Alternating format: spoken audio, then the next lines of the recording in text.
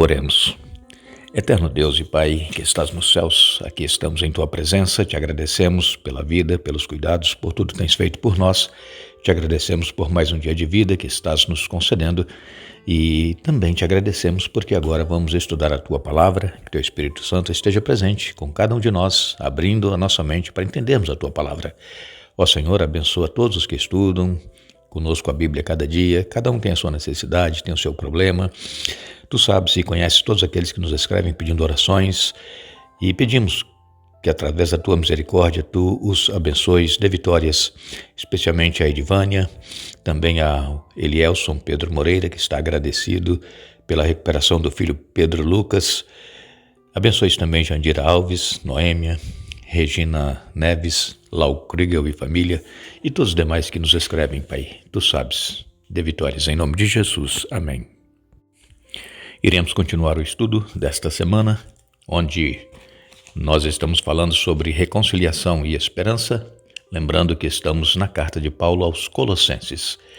Ontem nós comentamos aqui, dentro da palavra de Deus, que se permanecermos na fé, nós estaremos com Jesus na eternidade.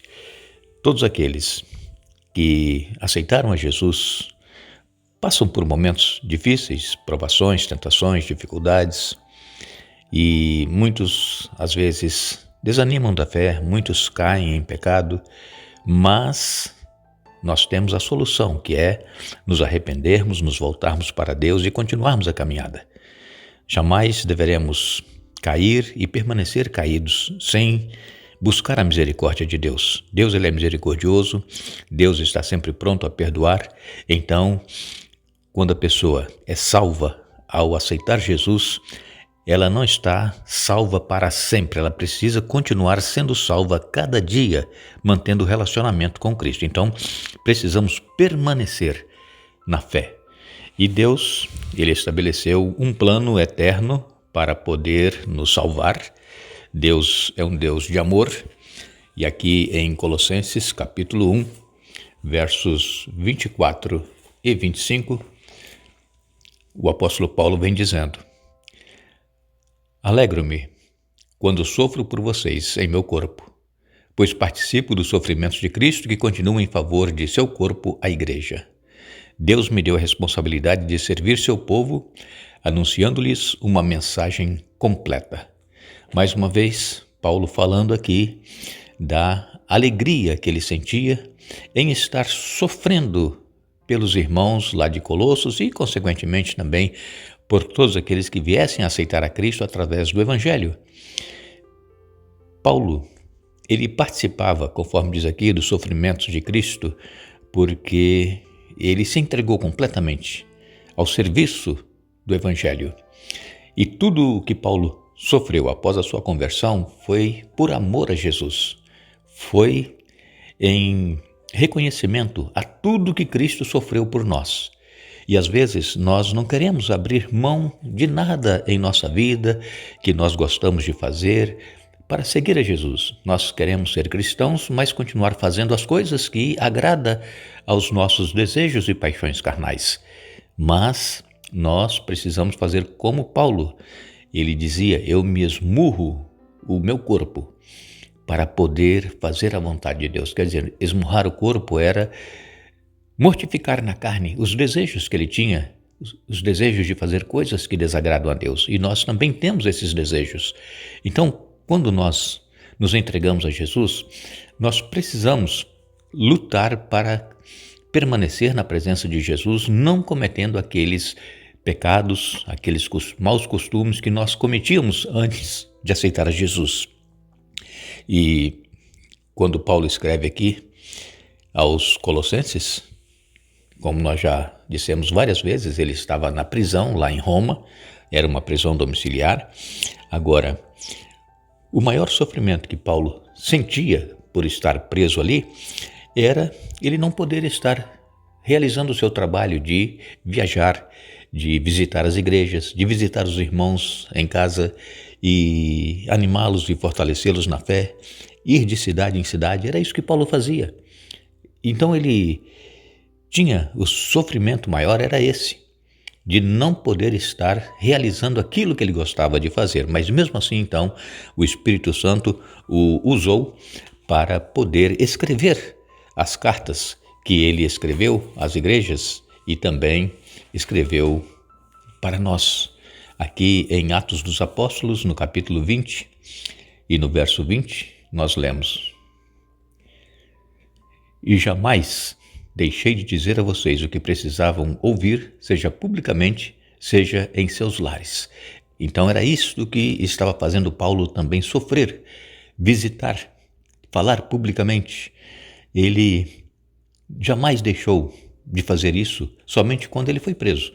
Aí ele não tinha mais liberdade para viajar, mas esta foi uma das prisões de Paulo, uma prisão domiciliar em Roma. Depois ainda ele foi solto, mas alguns anos mais tarde voltou a ser preso, e aí foi numa prisão lá em Roma, e aí ele foi decapitado. O próprio Senhor Jesus, em Mateus, no capítulo 24 e no verso 9, Mateus 24, verso 9, Jesus disse: Então vocês serão presos, perseguidos e mortos. Por minha causa serão odiados em todo o mundo. É o que nós vemos hoje, não somente naquela época, os cristãos sendo perseguidos, mas hoje nós vemos como as pessoas que não são cristãs estão agindo contra os cristãos, contra a fé cristã. E nós sabemos que, de uma forma ou de outra, nós somos perseguidos.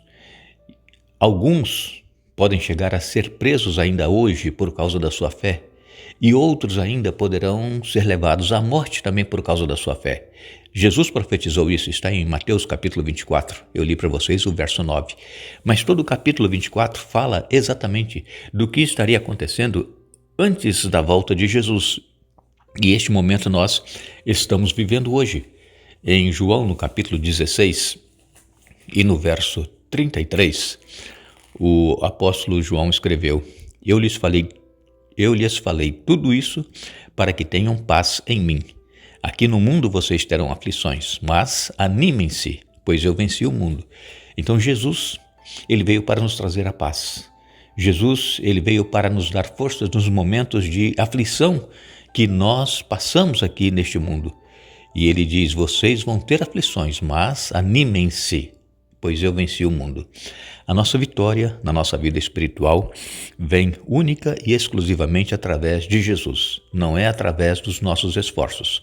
O que nós precisamos é crer na palavra de Deus, estudá-la cada dia, ter comunhão com Deus através do estudo e também da oração, e viver na prática isso em nossa vida.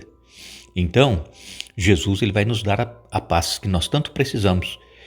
E eu sei que muitas pessoas que nos acompanham têm passado por momentos difíceis em suas vidas, de várias formas, e às vezes até desanimam da fé, às vezes até pensam em deixar tudo e viver a sua vida pensando que, abandonando a fé, vai conseguir solucionar os seus problemas, mas não, os problemas irão aumentar. Se com Jesus a vida é difícil, imagine sem Jesus, porque é Jesus quem nos dá aquela paz, aquela tranquilidade que nós precisamos nos momentos difíceis que nós atravessamos, mas para que nós possamos sentir essa paz, é necessário nós buscarmos a Jesus cada dia, caminharmos com Ele cada dia. Não é somente ir a Ele, clamar a Ele quando nós estamos em momento difícil. Jesus, Ele não é um amuleto. Jesus, Ele é real e Ele quer estar conosco cada dia. Então nós precisamos entender que momentos difíceis, angústias, aflições, ansiedades podem vir a qualquer um a qualquer momento e pode perdurar por bastante tempo. Mas aqueles que permanecem firmes em Jesus, que têm Jesus como seu maior e melhor amigo, esses vencerão. Não há mal que perdure para sempre, porque tudo passa e as necessidades, os problemas, as dificuldades que nós estamos passando também passarão. E a certeza que nós temos é que quando Jesus voltar, nós estaremos com Ele vivendo num lugar onde não haverá mais nada disso que nós sofremos aqui neste mundo. E nós precisamos crer nisso e viver isso em nossa vida. Paulo também, escrevendo aos Romanos, ele disse que nada pode ser comparado com a glória a ser revelada em nós. Dores, aflições, angústias, problemas vêm, mas nada pode ser comparado com a glória que será revelada em nós. Está em Romanos capítulo 8, verso 18. Então, quando Paulo escreveu aos cristãos de Filipos, ele agora disse também aos colossenses que se alegrava em seus sofrimentos, que eram para o benefício deles lá em Colossos. Está aqui em Colossenses, no capítulo 1 e no verso 24, que nós lemos agora mesmo. Alegro-me quando sofro por vocês em meu corpo, pois participo dos sofrimentos de Cristo, que continua em favor de seu corpo, a igreja.